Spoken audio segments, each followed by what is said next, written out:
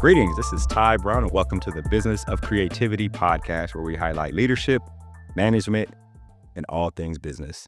I'm here at UC Irvine, joined by Dr. Ian Williamson. Ian is the Dean of the Paul Merage School of Business here at UC Irvine. Thanks for having me. It's my pleasure to be here, Ty.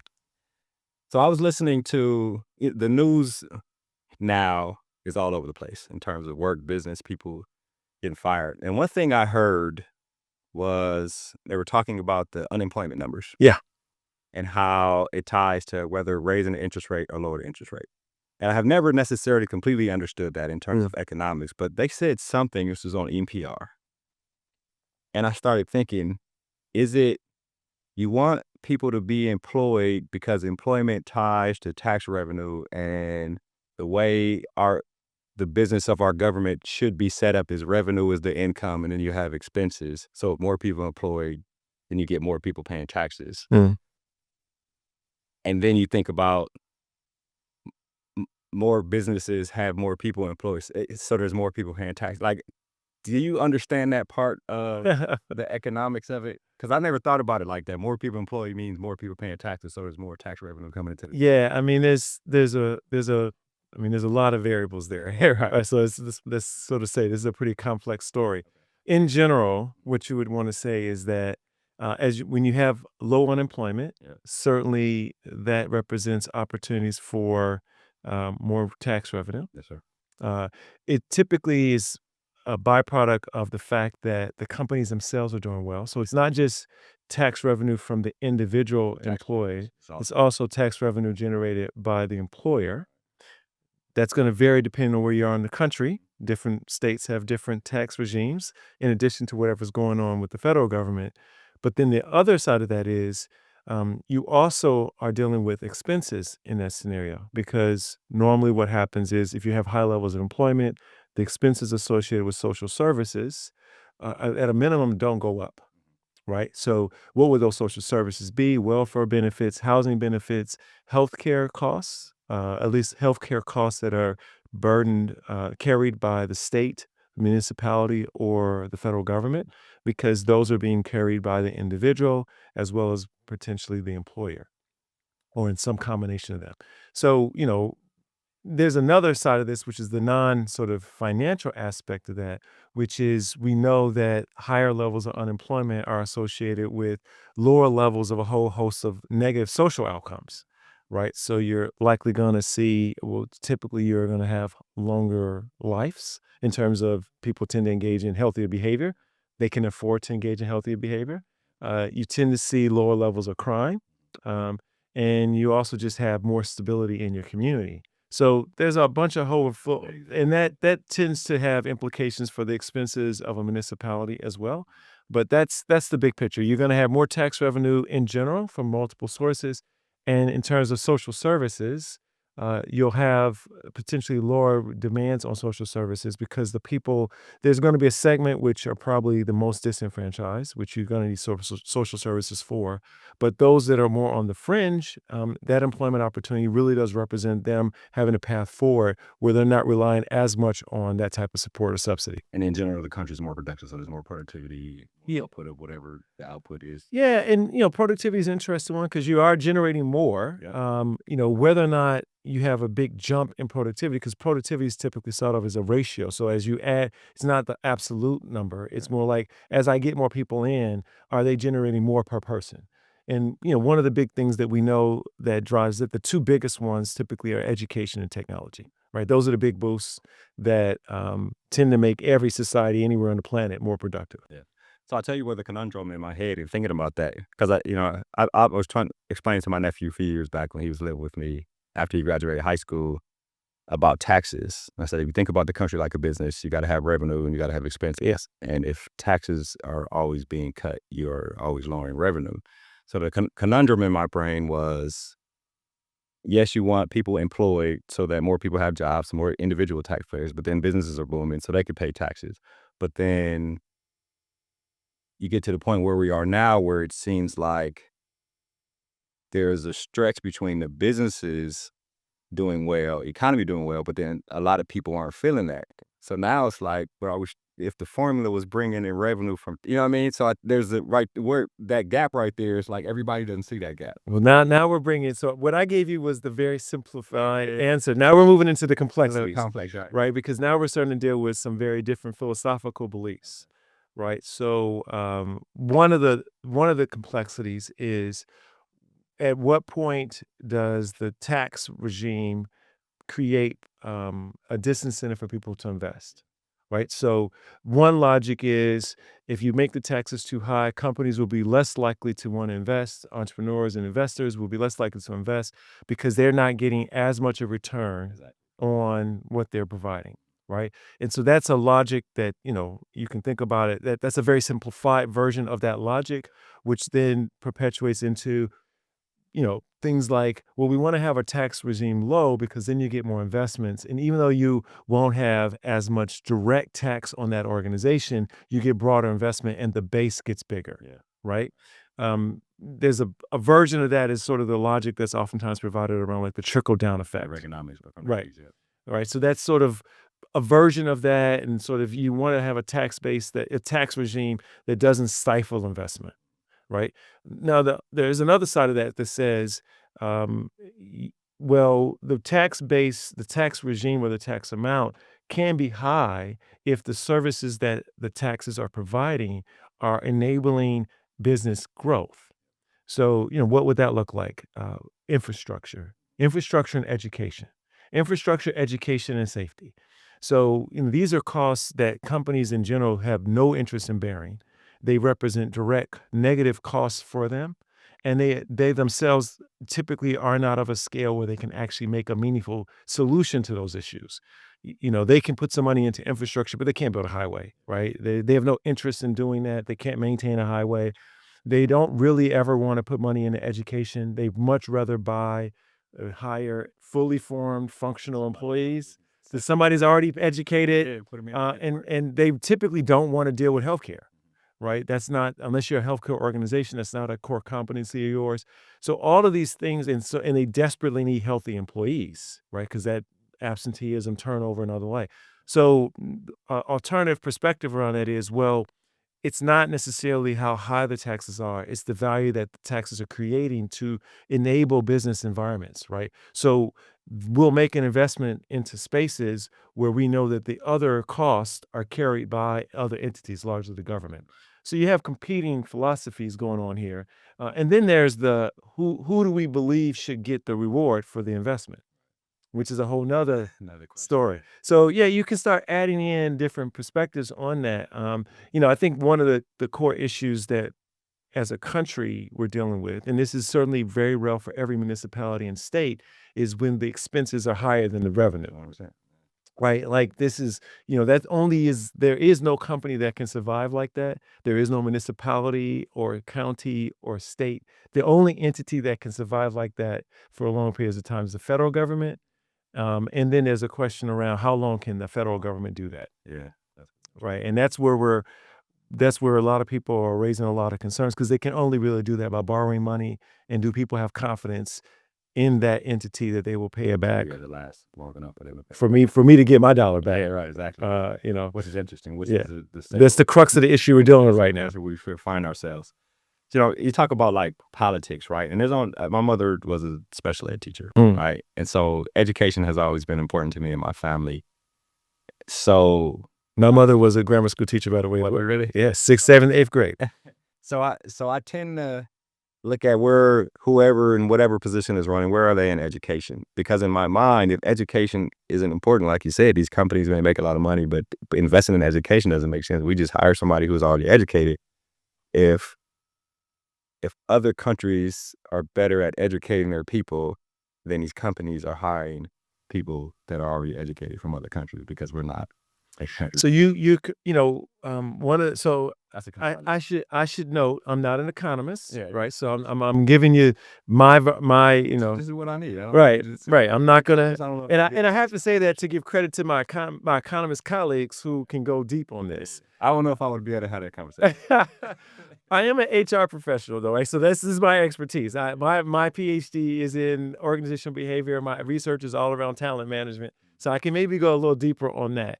And what I'll say is that we know throughout pretty much all the data that's been collected over time that education is a multiplier, right? So if you think about what does a person bring, we got muscles and energy, right? If you multiply that times education, we tend to find a way to use that energy more productively, right? That's just basic. And if you add in some additional tools, right, that you get another multiplier, right? And so that's the technology typically that we're talking about.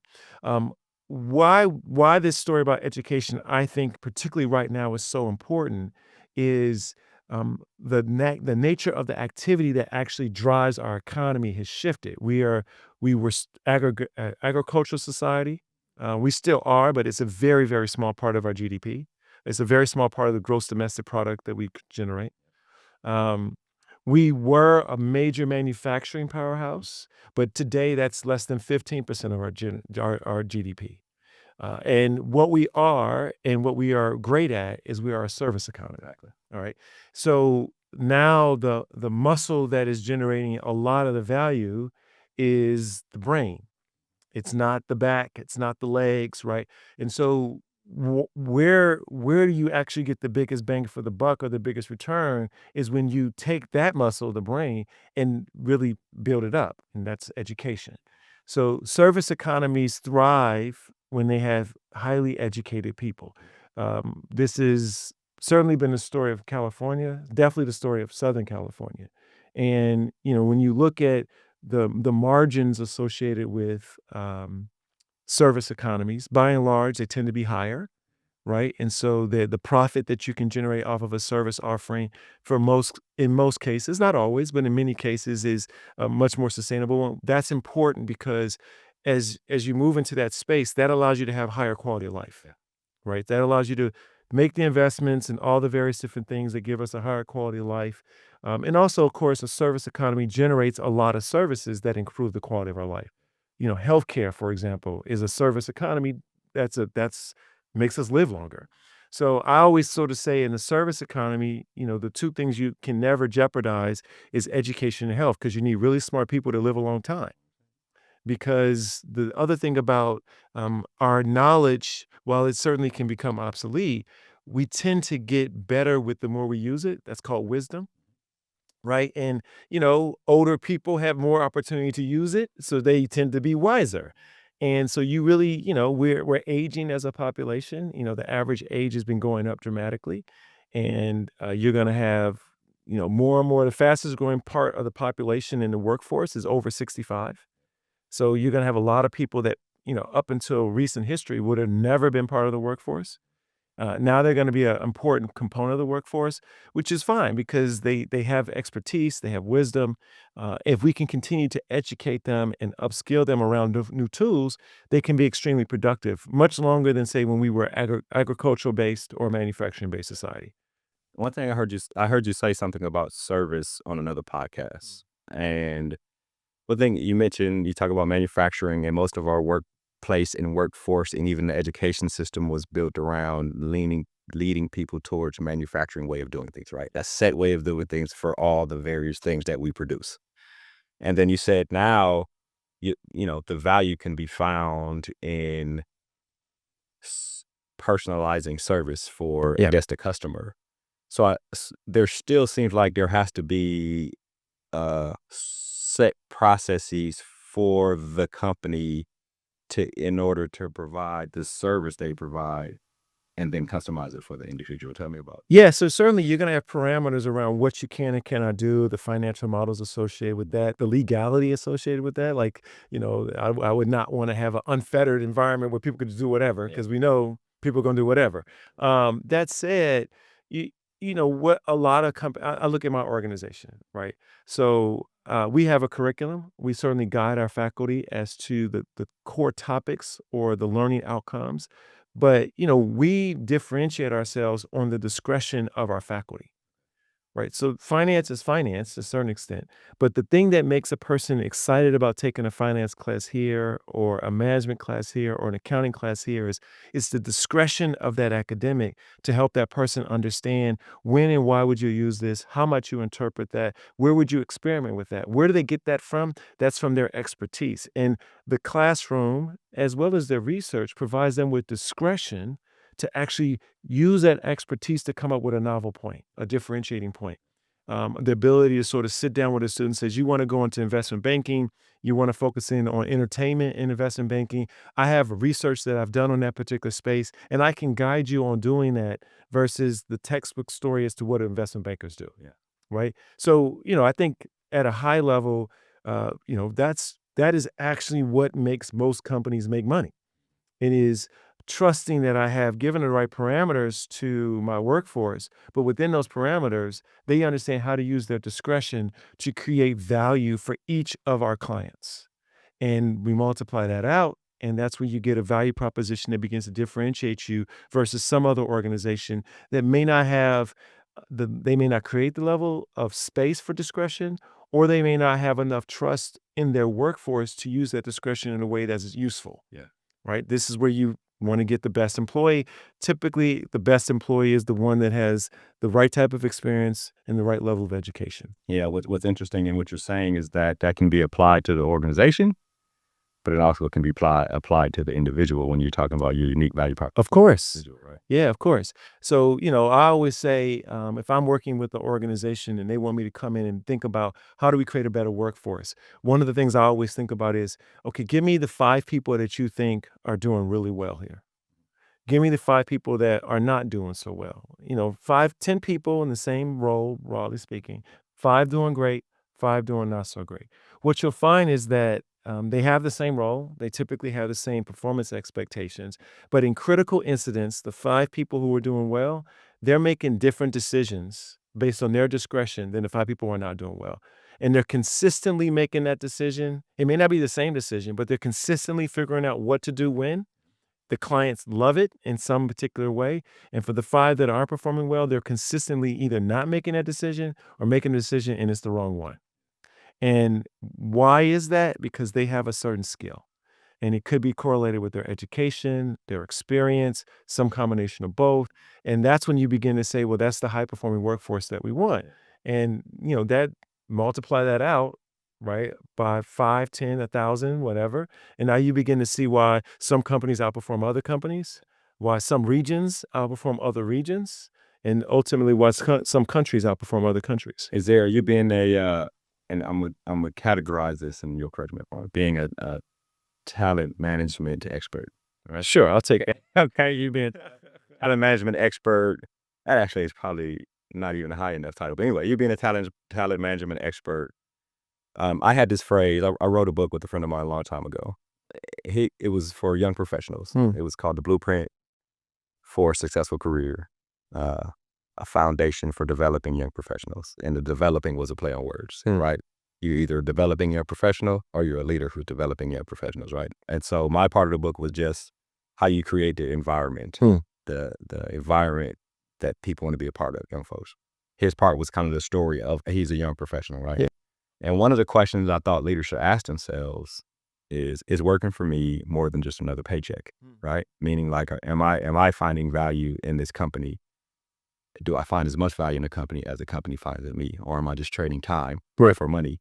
And when you talk about talent management and people's unique value proposition, I guess the question comes, if you're the organization, how do we continue to filter so that we get more of these 5 people, and these 5 who aren't as productive as these 5, we replace them with 5, right? Like, is that the nature of the transactional nature of companies? You want to be able to get the best human capital, so you got to get rid of people who aren't. So tell me about the aspect of that, right? I mean, I think it's a make and buy story, right? So the buy side of that is you're always trying to hire new people that you think are going to add to the sum of talent that you have in the organization. In some cases, one of the big reasons why you would do that is the thing that you're doing, the business model you have, the environment you're in has changed. So, a lot of companies, a lot of established firms right now are in very high profile ways going out paying a lot of money to hire people with expertise in artificial intelligence, for example. You hear a lot of news stories about that. They were established firms, they were doing well. It's not like they failed. It's not like the people they had were bad, but the environment changed, and they're saying we don't have the ability to make that talent. We can't teach ourselves this fast enough, or maybe not at all. And so as a result, we're going to go out and we're going to bring in people who are more ready-made. They've already kind of got that skill set, and we're going to try to bolt that into what we're doing. Conversely, what you'll find is most successful organizations cannot sustain success over time if all they're doing is buying, right? Because there is a coordination aspect where human beings, we do things in social settings.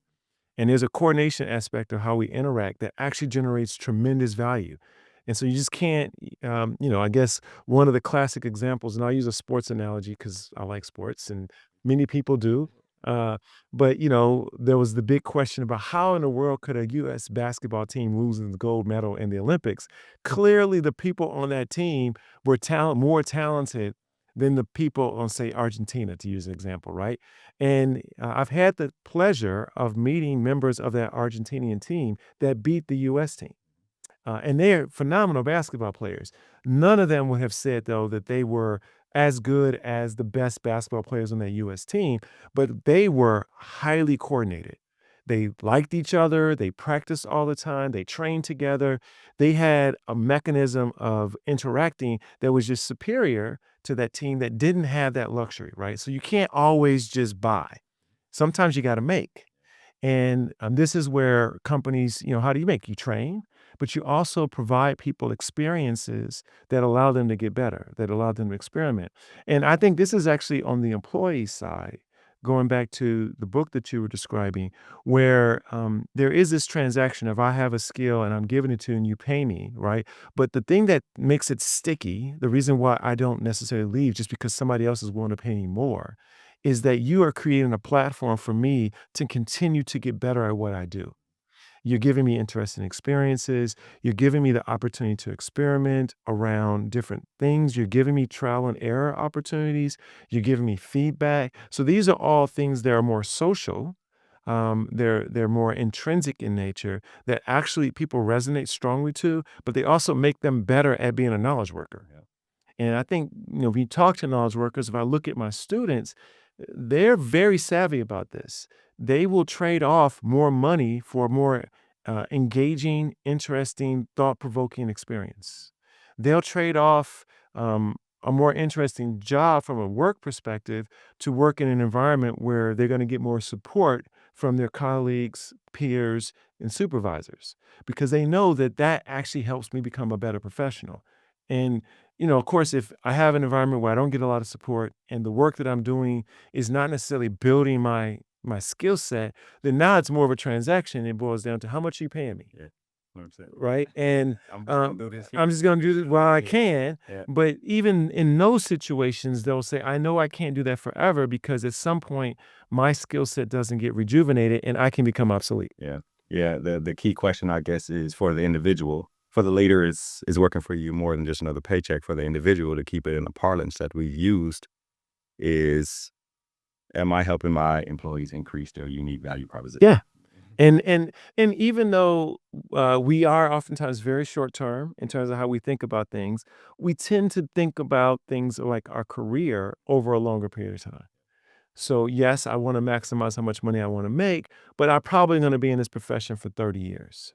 And I don't want to be, pigeonholed, or I don't want to be left behind because I didn't have the opportunity to experience something new. And, the other thing you have to always understand is most people, the vast majority of us, are just very curious. So intrinsic motivation around variety, creativity, exploration, that just is going to generate effort on our part no matter what. Yeah, it's interesting talking about the unique value proposition of the individual and of the institution or the organization. One of the interviews I saw you do, I think when you first got here, it was like Meet the New Dean, right? And the question was asked about fundraising, development, philanthropy. And you said, our unique value proposition are the conversations that we have. And we need to go out and look at the relationships we have or that we will develop to see if they want to be a part of these conversations, right?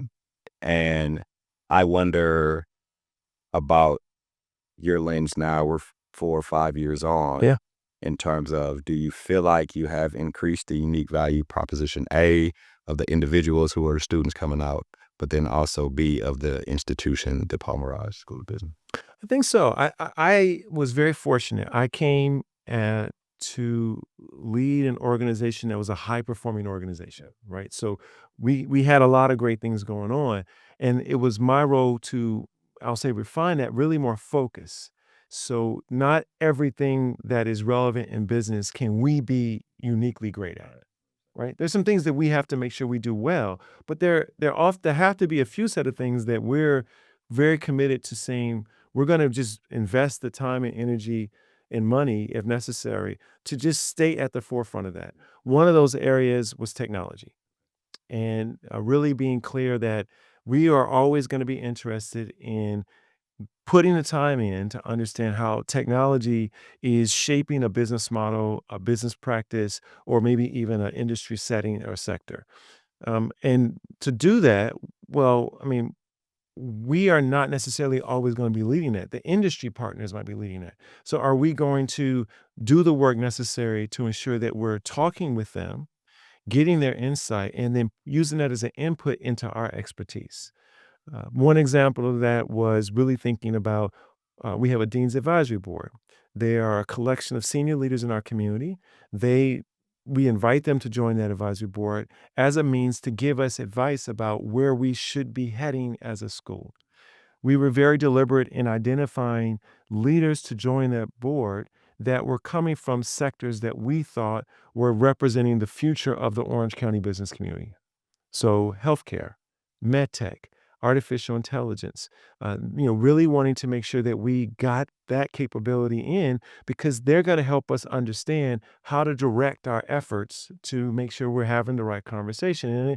And I always say that, the conversation that is impactful on your life. And in fact, if you think about what happens for a person, the things that tend to impact our behavior most are pivotal conversations, right? There's always things that might happen physically that allow us to do something or prevent us from doing something. But most times, a lot of the decisions that are most pivotal are pivotal if in terms of decisions we make are conversations. And it was a combination of the right topic with the right person, right? So the right topic, it's timely, it's relevant, it's useful today and going forward. It's not something that happened in the past that won't show up again.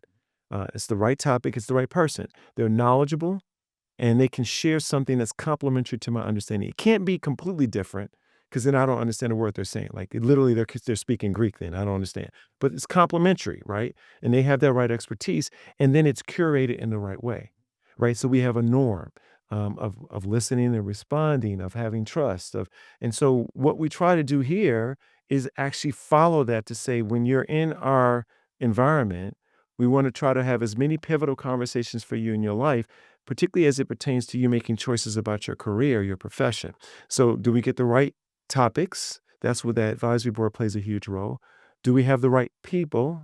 We've hired quite a few new faculty since I've joined, all designed to bring in new expertise in things like sustainability, artificial intelligence, fintech, healthcare, right? So, we're bringing in the right expertise and then working on the norms of how we as a community interact. Yep. One of the norms that I oftentimes talk about is I think smart communities are communities that have multi-generational conversations, right? Because you get to the young people bring what's happening now.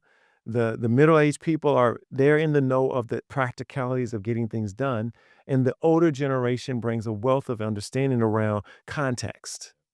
And, so how do we get our alums from multiple generations to engage with us? Because that's how we all get better, And I think about my family. I'm from Chicago. I grew up on the South Side. I have a very tight knit family. Thanksgiving is a big deal for us.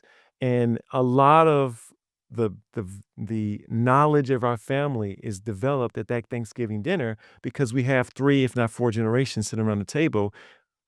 Older generation providing context. That happened before. This is what happened. The current generation sort of saying, this is the day to day. The younger generation saying, have you seen this new thing? Right. And that's how we get better.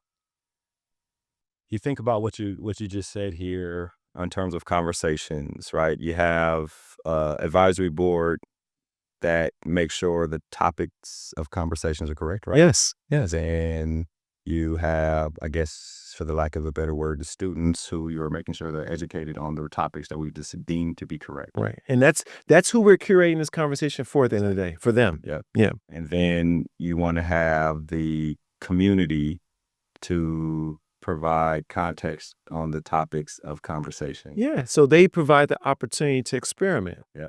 Right. So this is the internships. This is the thought leadership events. This is the competitions that we have. Right. So we're creating because, when you first start with something, very few of us can get up in front of a large audience and give a phenomenal speech without any prep or rehearsal. Nobody does that. And not many of us, right? We would have had not many musicians can do that. Not many athletes can do that, right? There's this thing called practice, and it makes you better typically. But to practice means you have to have an audience that is supportive, that gives you feedback, that gives you guidance.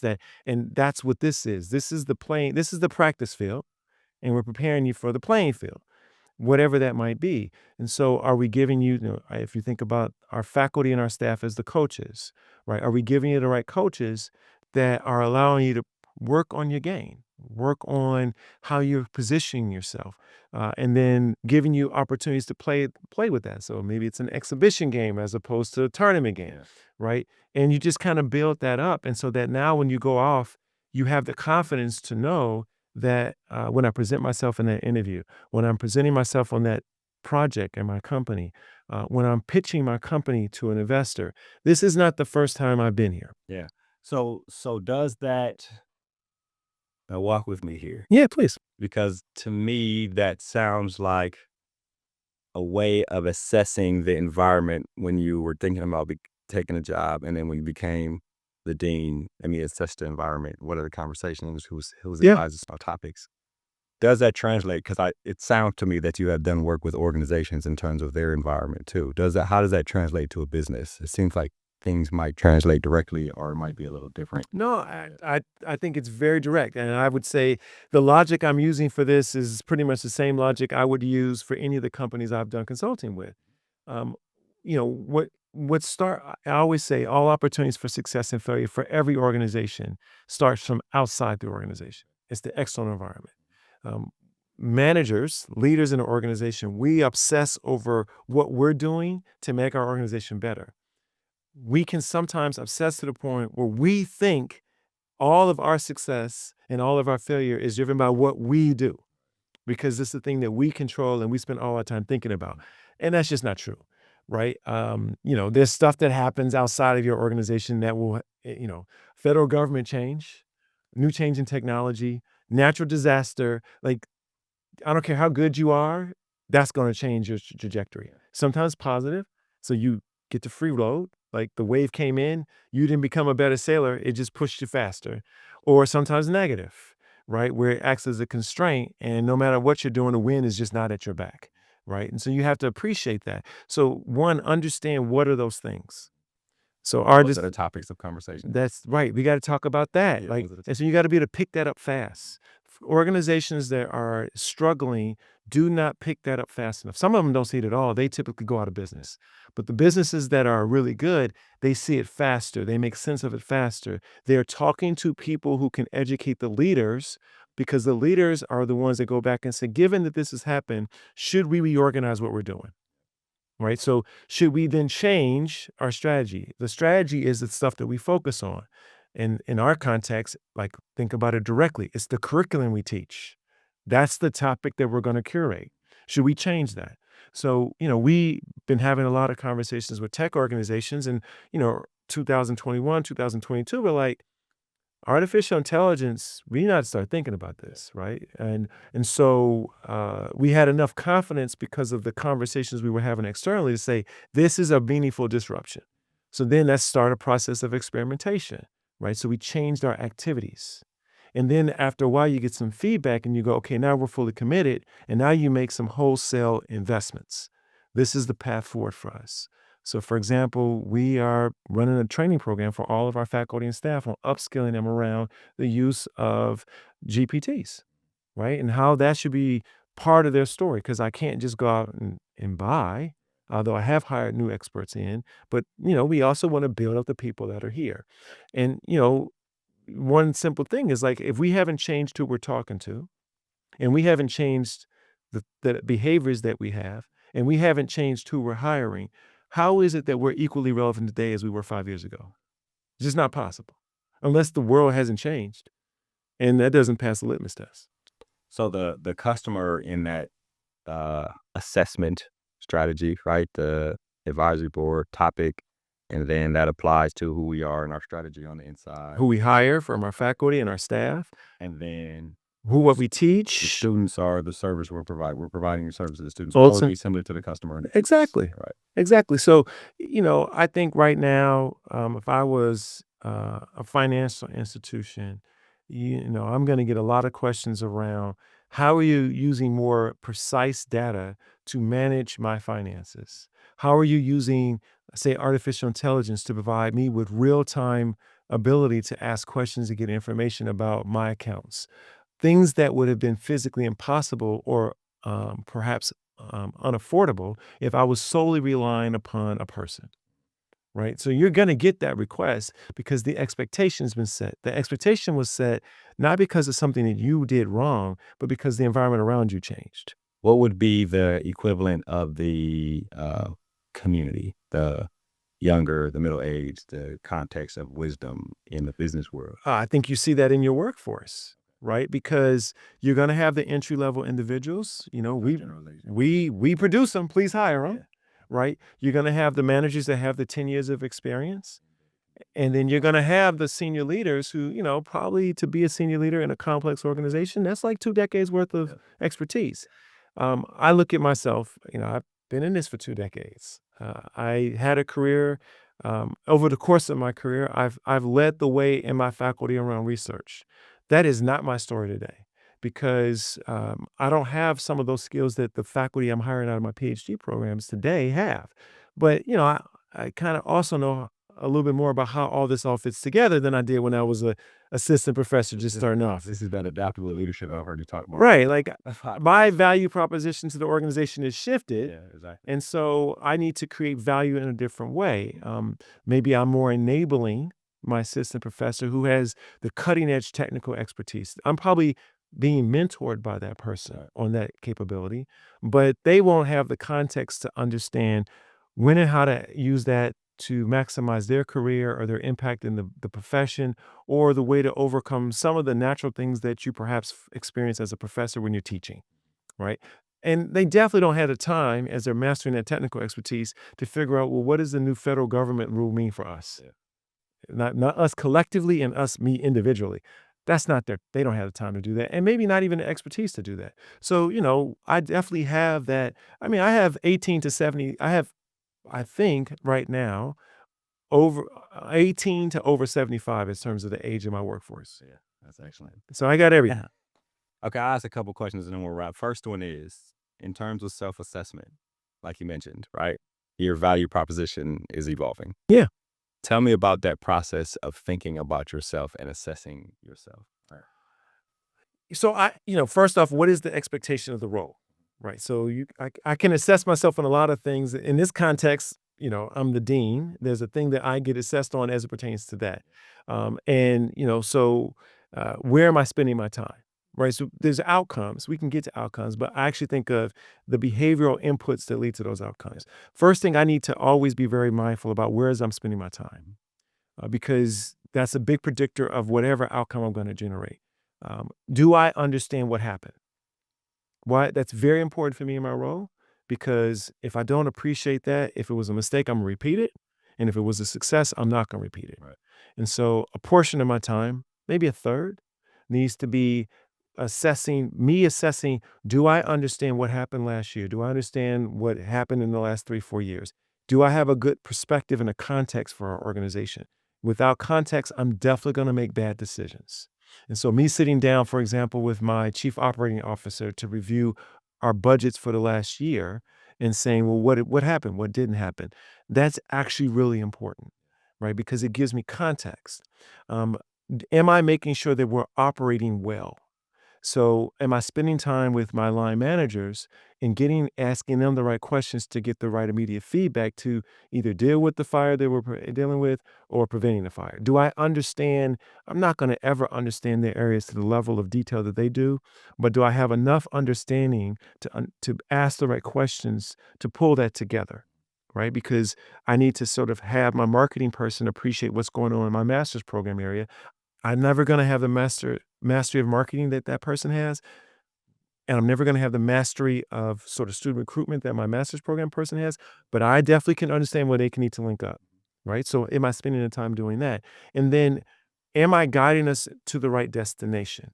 And so I need to spend about a third of my time really focusing on what are the trends that are happening. And I actually feel like perhaps more than anyone else in the organization, I have to get that right because I do make decisions about how we allocate resources. And if I put them in the wrong bucket because I didn't see what was coming, it's nothing, there's no coming back from that. There's no hard work that overcomes doing great at the wrong thing. Yeah. Right. And so I have to say, am I going out externally? Am I talking to people externally? Am I giving myself global exposure? Because we're an international entity. We're an international industry. Like, so I spend time doing that because I know that it will give me the right inputs to shape my outcomes. And then you get to, okay, did we manage our resources well? All right, that's a budget story. You can evaluate an outcome on that. How are we doing on student recruitment? Are we getting our accreditation? Are our rankings appropriate? Are we raising funding? I always think of fundraising as we get money when we're doing things that are seen as relevant to the community. If we're doing things that aren't so relevant to the community, good luck trying to raise money for that, right? But that would suggest that we understood what the community needed. How do we find that out? We talked to them, right? We talked to them before maybe they even had the need. So that's kind of how I think of my schedule, my day, and then we can get into more details about it. But that's sort of the general principles. Yeah, no, I got it. I'm gonna try to rehash too, right? Yeah. So, what are your priorities in terms of time? Where am I spending my time? Yeah, because that's pretty much all I bring. I mean, they don't ask me to lift much these days. Yeah, Right. So Where am I spending my time? And then it's understanding the context of where you fit, right? And then it's, are we operating well, yeah, definitely got to get that right. right? And then it's, am I leading us in the right direction? Yes. Right. And then you can look at outcomes and am I hitting these KPIs or whatever? Yeah, because I have to. The role I have is one that has a responsibility of making sure that we're doing well today. But I work for a higher education institution. We're 60 years old this year. My one of the things that motivated me to work in higher ed is that I think over time universities have the ability to be one of the most transformative entities in community. But you don't think of a university as being around for just 10 years and then being sold. I operate under the impression that we're a forever organization, that we will forever be here, that there will never be a day when Orange County won't need a business school, right? So I have to make decisions that make sure that we're doing well today. We take great pride in the success that we have today. But I also have to make decisions that mean that the person that follows me, whenever that comes, is inheriting something that has a lot of momentum. Yeah. And that may mean maybe sacrificing some of the things that we could do today to set us up for, I mean, I always joke, I'm the 12th person to be the dean here. So there was 11 people that set me up, right? They all made, throughout the history of the school, critical decisions that gave us a platform. I didn't build this building and I didn't build the one next door. That was 2 deans ago and then 4 to 5 deans ago. So they set me up. And now I got to think about what do I need to do for the 13th person, right?